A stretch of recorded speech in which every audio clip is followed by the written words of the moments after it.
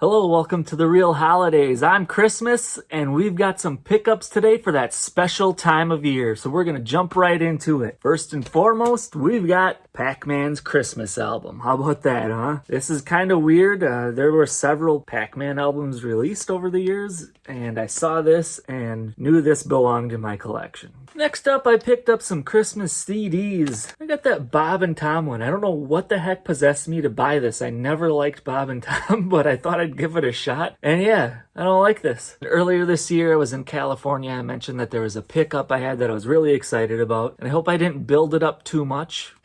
Animaniacs, A Hip Hopera Christmas. I'd been looking for this for years, and when I finally found it at a flea market, it had a $2 price tag on it, and when I took it up to the vendor, he's like, "No, that's just $1." So I was really excited. I listened to this. If you haven't noticed, I'm a big fan of that show. I like all the video games and everything. More or less serves as the book to read along. But yeah, I'm really excited to finally have it.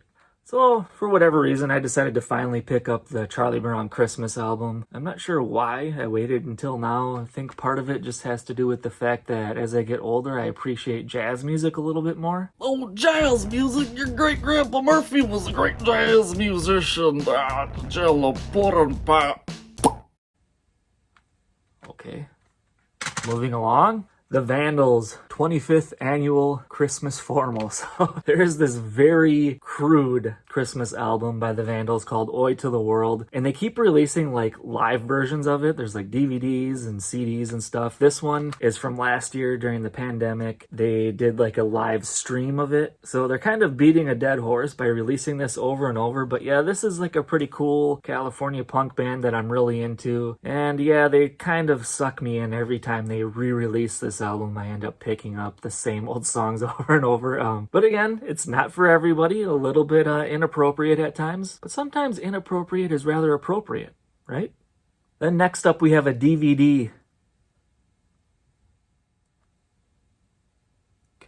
I think I'm seeing things here. This is Carol for Another Christmas. If you never saw the episode we did of Worst to First on the top 5 versions of Charles Dickens' A Christmas Carol, this is one of them that was on that list. It's never been officially released. It used to be aired on Turner Classics every year. They stopped airing it. Finally, I decided, what the heck, man, I'm just gonna buy a bootleg of it. But this is basically like a feature-length version of a Twilight Zone episode because it was made by Rod Serling, as you can see him on the cover there. It stars one of my all-time favorites, Peter Sellers, and guess what? Now that I finally forked over the cash and bought this bootleg, it's returning to television this year. So check that out, look at the local listings, you might be able to see it, but it's definitely a cool movie worth watching. And next up, I got a VHS tape.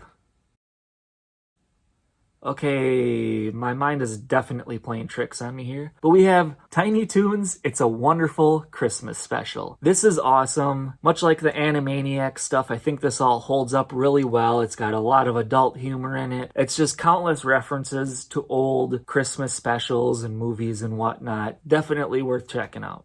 And I got one more VHS tape to show you. Super Mario Bros. Super Christmas Adventure. I wish I could say the same things about this one, but wow, these cartoons have aged terribly. I don't know why we wasted our time, other than we were obsessed with the video games, I guess, but yeah, certain cartoons from the 80s only existed to sell other merchandise. In this case, video games. So don't waste your time with this one, but look at that packaging, man. I'm definitely going to display this every December from here on out.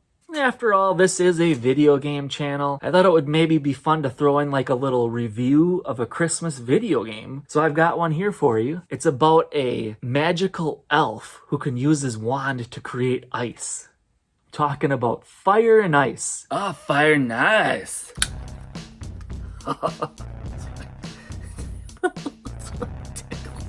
No, Duff. Fire Naughty. Okay, so anyhow, Fire and Ice. Fire and ice.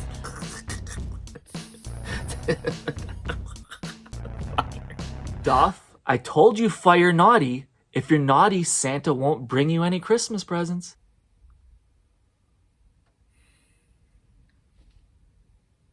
So anyhow, Fire and Ice. Oh, did someone say fire and ice? Alright, bro. Duff, I told you not to play with fire. Knock it off. So anyway, Fire and Ice Fire and Ice. Oh, fire nice, bro. I got you a present. It's under the tree. Seriously? I gotta check this out. I wonder if this is flammable.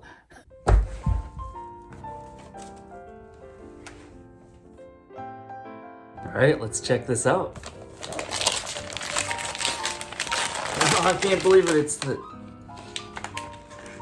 Star Wars Holiday Special. Thanks, Duff. Oh, by the way, Santa got you a few things too. Check under the tree. Really?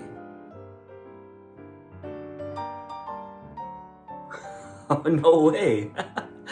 So those Simpson Christmas trains, I used to collect those like 20 years ago, and after a while I stopped. But they continued releasing more of them, and I always wanted to pick up a few more and hopefully someday complete the collection, and looks like I'm well on my way to that. Oh, that reminds me, Duff, I also got something for you. It's underneath your chair. For real? Nice! Duff Christmas Ale, bros.